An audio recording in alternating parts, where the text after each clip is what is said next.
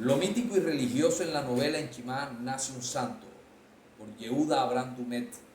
El análisis de la novela En Chimá nace un santo, 1964, del escritor afrodiaspórico Manuel Zapata Olivella, revela un componente de impacto social, el factor mítico religioso, con la disputa entre los chimaleros liderados por Jeremías y el establishment del orden religioso para destronar al patrono del pueblo, San Emigdio, y posesionar a Domingo Vidal. Esta novela nos hace reflexionar sobre los peligros del fanatismo religioso que se erige con fuerza, pues la relación entre las creencias oficiales y las manifestaciones espirituales emergentes, proliferación de santos populares como expresión cultural, hoy es objeto de estudio de antropólogos, teólogos y sociólogos que buscan a través del pensamiento complejo, habilidad cognitiva, dar solución holística a situaciones fragmentadas como la religiosidad, en la que como elemento decolonizador construyen alternativas contrahegemónicas buscando justicia y equidad respecto a la diversidad epistémica y religiosa existente. Por lo que Zapata Olivella se vale de las herramientas psiquiátricas y antropológicas para escribir la obra En Chimá nace un santo, una narración realista enmarcada en lo mítico religioso. Primero, el suceso, el correlato, el nacimiento de un mito. El 14 de enero de 1777, el congregador español refundó Chimá, dándole el nombre de San Emigdio al antiguo sitio donde estaba ubicado el rancherío indígena, el cual estaba localizado a 8 leguas de Momillo. Posteriormente, este lugar recobró su antiguo nombre indígena, con el cual se reconoce geográficamente en la actualidad. Domingo Vidal Villadiego Amerindio, nacido el 19 de julio de 1841 en un lugar precario de Chimá, hijo de campesinos y cuyos rasgos fenotípicos indígenas mestizos sobresalían en todo su cuerpo.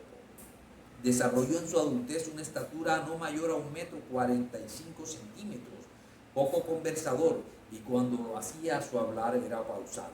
Creyente ferviente católico cuya devoción por San Emigdio jamás tuvo límites. A temprana edad padeció poliomielitis, enfermedad que le impidió desarrollar muchas labores cotidianas.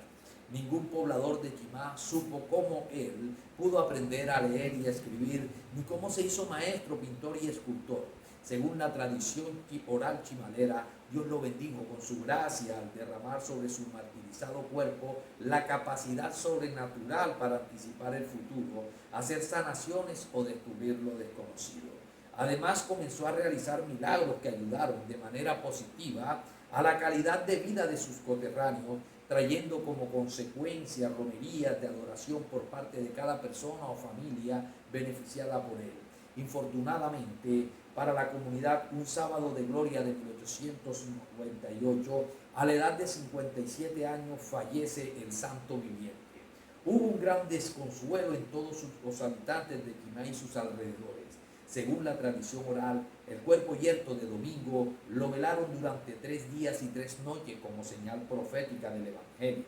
Abro comillas, porque como estuvo Jonás en el vientre del gran pez 3 días y 3 noches, así estará el Hijo del Hombre en el corazón de la tierra 3 días y 3 noches. Cierro comillas. Transcurridos los 3 días, sus fieles seguidores le dieron cristiana sepultura bajo la más estricta reverencia.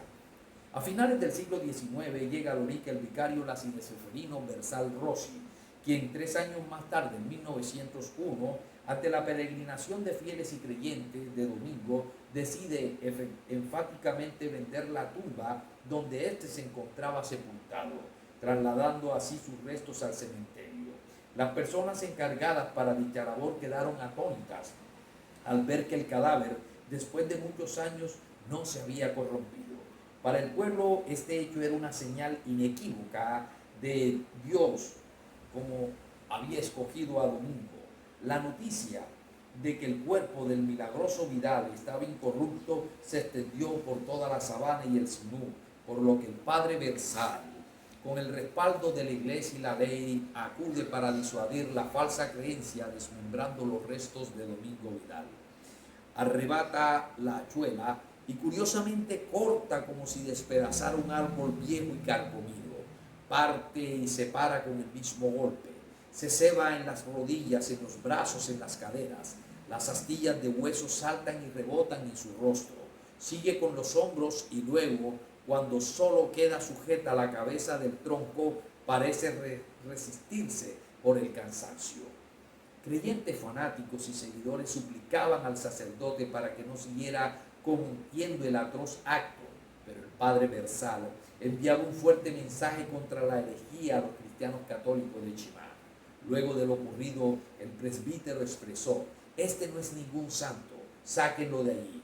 Ahora comenzaba todo. Nacía el mito de Chimá. 2. La obra literaria, el relato. Zapata Olivella expone con rigurosidad el sincretismo religioso que como elemento de supervivencia posee esta comunidad de cultura híbrida, porque para ellos Domingo Vidal es una puerta de escape a la imposición de la Iglesia. Por otro lado, la identidad histórica del padre Berrocal, personaje de esta novela, es revelado por Zapata Olivella. El padre Berrocal era en realidad el padre Bersal, y él había discutido con Antonio María en muchas ocasiones, y cuando pasaba con su procesión por el frente del colegio se paraba y le echaba las bendiciones y agua bendita a todos esos exorcismos. Sirviéndose de la antropología y la sociología y psiquiatría, Zapata Olivella describe en esta obra literaria el antiguo resguardo indígena, pero con una variedad étnica en sus habitantes. No obstante, a diferencia del sincretismo africano en otras latitudes, Haití, Cuba, Brasil, la hibridación religiosa entre el cristianismo, las prácticas religiosas indígenas, Caribe, Zenú y la espiritualidad africana ayudaron a mantener el equilibrio espiritual en sus habitantes, por lo que no compartimos la afirmación de la doctora Alejandra Rengifo del Central Michigan University cuando afirma en su ensayo respecto al poblado de Chimá: pequeña comunidad en la cual convive la religión católica, herencia española, con la superchería, herencia africana. En la persona de Domingo Vidal, por ejemplo, se puede ver muy claramente el sincretismo de dos culturas, la blanca y la negra. Afirmación esta no acorde con la realidad étnico-cultural del poblado, por lo que fijamos postura en cuanto a la última afirmación, que consideramos contraria a la realidad, pues Chimá sí hubo sincretismo religioso entre dos culturas, europea e indígena. No obstante, si existe alguna similitud de culto espiritual con la de algunas comunidades africanas, es por vía de la concertación, por lo que estaríamos ante un posible estructuralismo de corte antropológico.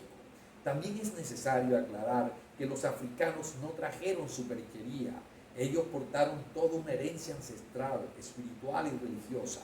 El mismo Manuel comenta acerca de la argumentación en esta novela que entendí que se trataba de un tema muy importante porque recogía la supervivencia de la tradición indígena, no por el hecho concreto de que adoraran a una momia, que era parte también de la tradición, sino cuando comienza la novela, que es el Día de los Santos. Los indígenas de allí, de los resguardos de Chimá, San Andrés, de San Nicolás de Bari, también iban al cementerio de Cartagena con pasteles, huevos de iguanas para ofrecérselos a sus muertos. Y mi abuela Nicolasa Vera también era indígena y había sido comprada por mi bisabuelo catalán. Así que había razones muy importantes para yo enamorarme del tema.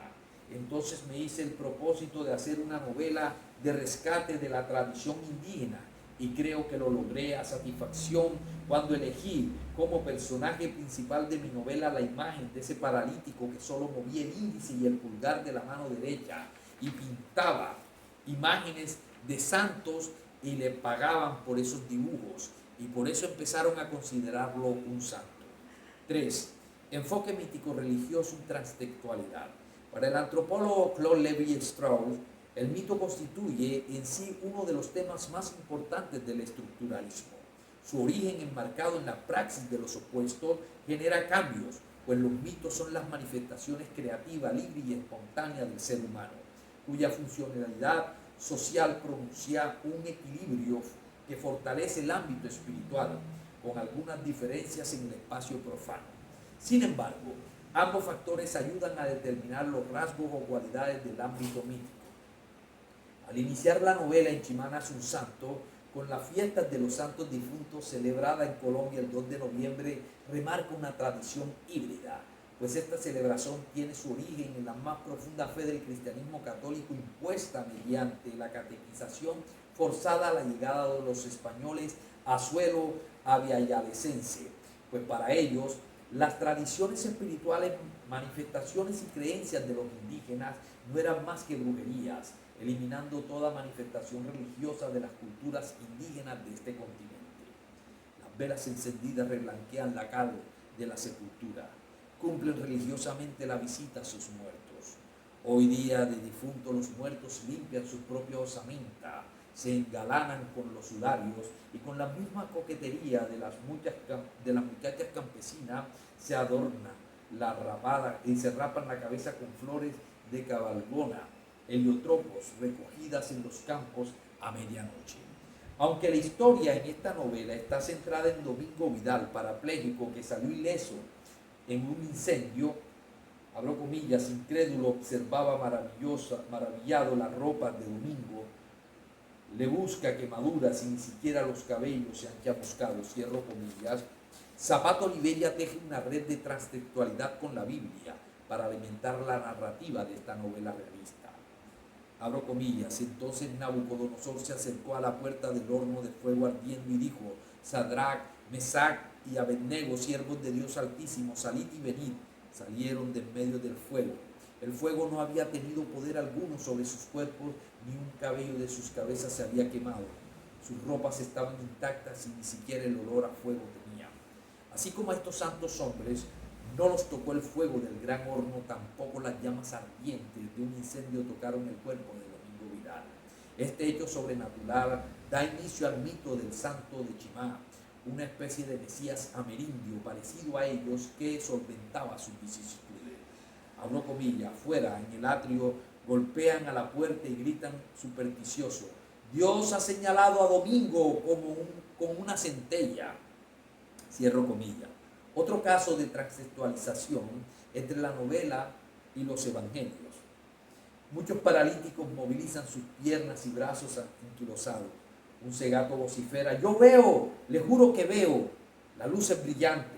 Y respondiendo Jesús, id, haced saber a Juan lo que habéis visto y oído, los ciegos ven, los cojos andan, los leprosos son limpiados, los sordos oyen, los muertos son resucitados y a los pobres es anunciado el Evangelio. Este avivamiento espiritual crea en la comunidad chimalera amerindia una fuerza psicológica como medio de liberación.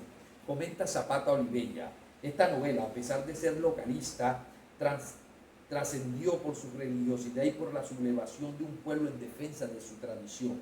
Ahora, a un paralítico es muy difícil convertirlo en un personaje importante y representativo. De ahí entonces comencé a utilizar los conocimientos de psicología que tenía como psiquiatra y le puse dos hermanas con dos síndromes clínicos contradictorios, una autista y maníaca depresiva que era balaude, mientras uno se quedaba cuidando al hermano, el otro sicano, sacristán, era predicador de la santidad de Domingo. Esos dos caracteres, a mi modo de ver, están muy bien tratados en la novela, el autista y la maníaca, cierro comillas. En suma, con esta novela, Zapata Oliveira parte los procesos literarios en Colombia al combinar el concepto literario de lo real maravilloso de Alejo Carpentier en 1949 con el realismo crítico y el realismo místico, planteado una problemática socio-religiosa producto del mestizaje cultural y genético, indianidad, africanidad y europeidad.